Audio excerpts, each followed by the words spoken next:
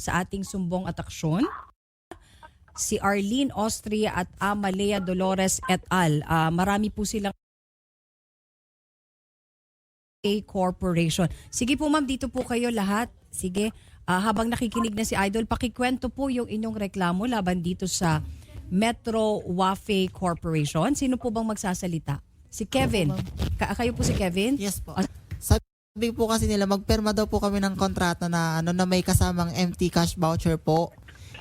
Wala naman pong laman ito. Paano naman po namin pepermahan tong voucher na to kung walang laman? Yun ang tapos pag hindi daw po pumirma dito, tanggal na daw po agad sa trabaho. Yun po ang ginawa nila. Tapos ngayon, nung hindi po talaga namin pinirmahan, kami pong lahat hindi pumirma. Ngayon, ang sabi nila sa amin, hanggang Saturday na lang daw po kami pwede mag-stay doon sa kumpanya. Yun po yung pagkakasabi nila. Pinipwesto sila ni Hindi po namin pinirmahan kasi empty nga naman po. Tumalay mo kung ano na lang ang ilagay nila ditong amount tapos pinirmahan namin tapos yun, permado namin. Wala kami magagawa kung paalisin nila kami. Tama. Kasi bago po kanyo pirmahan yung isang kasunduan, kailangan po naintindihan nyo. Oo nga po In that case, yung masyado naintindihan, tama lang ho yun na huwag nyong lagdaan yung isang bagay na labag sa inyong kalooban at lalo pat hindi nyo naintindihan. Pero Opo. binablockmail ho kayo kapag ayaw nyong pirmahan, kayo ho ay paalisin. Ganun? Opo, yun ang sabi po nila sa amin na sabi nila, sige, pag hindi kayo pumirma, 1 week na lang kayo dito o kaya hanggang sa Saturday na lang kayo dito. Tama lang ho talaga huwag nyong pirmahan dahil hindi ho maganda yung maging kalalabasan yan kapag pinirmahan nyo. Sila lang ho ang may kinabang yan. O yun na nga labag po pa sa kagustuhan nyo. Sige, tama yun. Makakausap ba natin yung kumpanya? Yung supervisor, eto bang si Chona Patingan ang nag-utos sa inyo? Ito po yung branch manager po namin. Siya po yung humahawak ng Batangas branch po. Ayun. Okay, Idol, si Chona Patingan nasa kabilang linya na. Miss Chona, magandang hapon, Miss Chona. Ma'am Chona, magandang hapon. Yes po, good afternoon po, sir. Ma'am, si Rafi Tulfo, live po tayo Opo. sa Radio Sico at sa Saksa TV. Ma'am, nasa studio namin ang ilan sa inyong mga tauhan at ang kanilang reklamo, pinipilit sila ng kumpanya na papirma sa isang dokumento na labag sa kanilang kalooban at ayaw nila. Bakit po ganon? Kapag hindi sila pipirma, sila binabantaan na 1 week na lang sila magtatrabaho sa kumpanya. No, sir. Hindi ko naman sila, sir, binabantaan, sir. Hindi ko naman sila. Kung ayaw nilang pumirma, sir, okay lang po, sir. Kung ayaw nila pumirma, okay lang, pero may pero doon. Wala. Ngunit, Hindi naman po, sir, hindi ko naman, sir, pinapaalis sila dito. Katunayan nga po kanina, gusto ko sila po magpa-production po, sir. okay, Nins. Sige, pasalitan mo ulit yung kausap natin na Sige, Kevin, si Sir. magsalita ka. Anong Si Sir gusto mo Kevin. sabihin? Sir Kevin, sabi Apo. niya hindi naman daw totoo. Sige, Sir Kevin, magsalita po Totoo kayo. po yun, sir. Kasi yun po ang may record po kami dito ng sinabi niya eh. Nagdala po kami, gumawa po kami may ng record. Kasi po, yun po yung sinabi niya sa amin eh. Kasi hindi naman po yun naman pala. hindi naman po kami magrereklamo ng ganito Sumbong. o action ng ganito kung hindi naman po talaga yun ang sinabi niyo sa Kung amin. kayo, pinapaalis ko kayo, dapat kagabi pa. Pero hindi, pinaproduction ko nga kayo kanina eh. Yun na nga po ang hindi namin ginawa kanina kaya hindi kami nag-production kasi sinabi niyo Oo. hanggang Saturday na lang kami yung pwede mag-stay. Ngayon, Wala naman ako kung Ano pang- kagabi, kung kinausap ko kayo kagabi na alis kayo hanggang Sabado, di dapat kinausap ko, hindi naman eh. Ako nagalit lang ako dahil ako naman, tumutulong naman ako sa inyo, hindi naman ako ang gusto ko lang dito, service agreement contract para sa inyo, para maging maayos naman yung trabaho ninyo dito. bakit nga po ma'am Bakit nga po kailangan Kilala mo naman ako, hindi naman ako Nins, ako naman. pasalitan mo naman si Kevin. Nins, wag naman palagi si Ma'am Chona. Ma'am Pwede Chona, ba, Nins, saglit po. i-refer Si mo na? Kevin muna. Kevin, go ahead. Yun na nga po ang tanong ko sa inyo, ma'am. Bakit naman po kailangan namin permahan tong empty voucher na to? Wala naman po ditong nakalagay na amount kung magkano ang ano. Yun lang naman ang hinihiling namin sa inyo. Sagutin niyo yung tanong namin na, bakit kayo peperma sa isang kontratang wala namang laman? Tsaka wala din naman itong kapangapangalan kung kaninong Poncio Pilato to nanggaling. Wala naman diba? ako pinirmahan sa inyo. May pinirmahan ba kayo, di ba? Wala Ma'am, naman ito, po. dala po namin yung pinapirmahan niyo sa amin kahapon. Oo.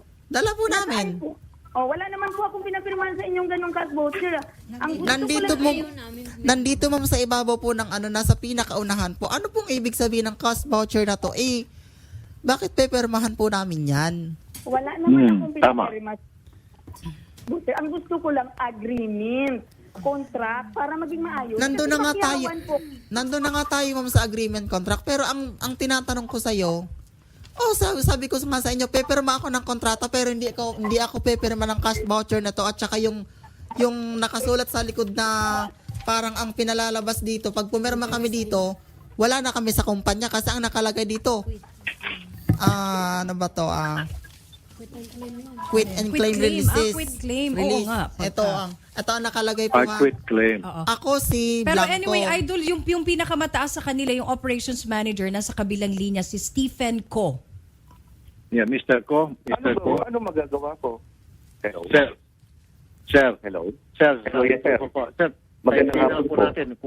Magandang hapon po. Kulang na po sa Magandang oras. hapon po. Sir, Opo. pakiayos na lang po itong problema kasi naagrabyado po yung mga tauhan ninyo. Pinipilit po sila Sir, may sir. dokumento na ayaw nila. Ano po, sir? Pinipilit po sila pupirma sa isang dokumento na ayaw nila at kapag ayaw nilang pupirma, sila po ipinabantaan na papaalisin in a No, week's sir. time. Sir, hindi naman, sir. Ganito lang naman po sa akin, sir. Ewan ko lang, bigyan niyo na rin na po ako ng advice. Yan. Para kung sila humingi ng advice, ako na rin po hingi po ako ng advice po sa inyo, sir. Sige, sir. Opo, Sige, sir. sir. Di ba? O, para at least alam ko kung tama ba ako. Sige, sir. Issue ba, sir? Issue po natin, sir. Okay Sige po, po. sir.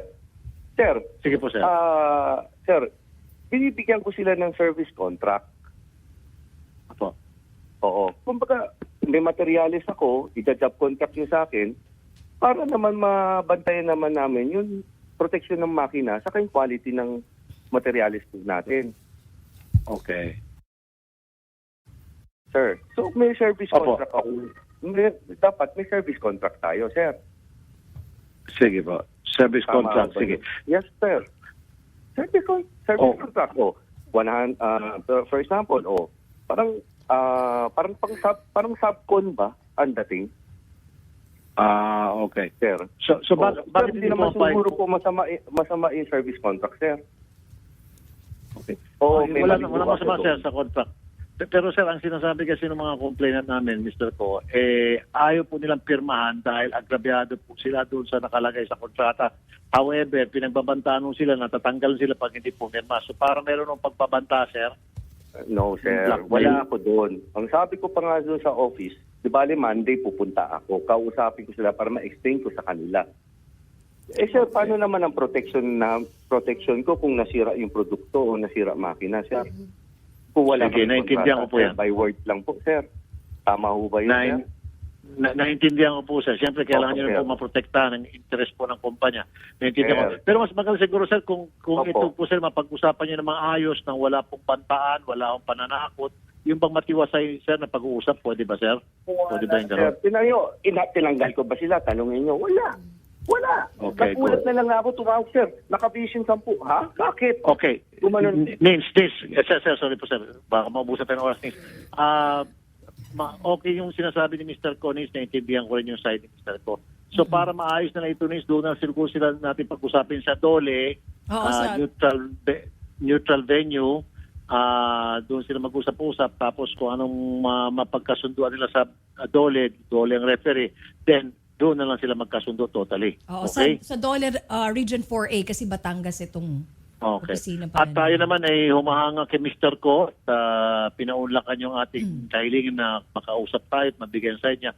Salamat kay Mr. Ko. Pero mas maganda sa Dole pa rin talaga sila mag-usap. Yun na lang pinaka-the best. Okay, Mr. Ko, okay ba sa inyo yan, sir? Oo. Walang problema, sir. Kutol, nandyan na rin po. Baka makuha ko para mapakita ko rin service contract sa Batangas na Dole. Kung tama nga Yes, ba sir. o mali. Siyempre, Sige, sir, tama, sir. kung pwede protekto ng tao, sir. Wala. Naintindihan ko po, sir, yung side niyo, sir. Believe me. Sige, sir. At kami po, one more time, nagpapasalamat po sa inyo, Mr. Ko, at pinaunlakan niyo po yung kahilingan namin makausap kayo. Sige, Mr. Ko, doon na lang po sa Dole para mas maganda po, neutral doon. Salamat Sir. po, Mr. Ko. Salamat po sa inyo, sir. Magandang hapon po, Mr. Ko. Sir, thank you po, sir. Sir, thank you rin po sa inyo. Okay, sige nin, samahan na lang din sa Dole. Oo, yung sasamahan na mga- lang po kayo Africa. ng reporter namin. Next week po Doon na lang sila i-schedule. magkaayos. Next week schedule mo. Schedule Sige, po. salamat sa Salamat mga po. complainant. Samahan sila ni Jana. Si Jana Okay? ang sasama naman sa kanila. Okay. Sige, maraming salamat okay. po sa inyo sa inyong pagpunta sa amin. Alright. Be sure to come back. Use 5 everywhere. Copyright 2016.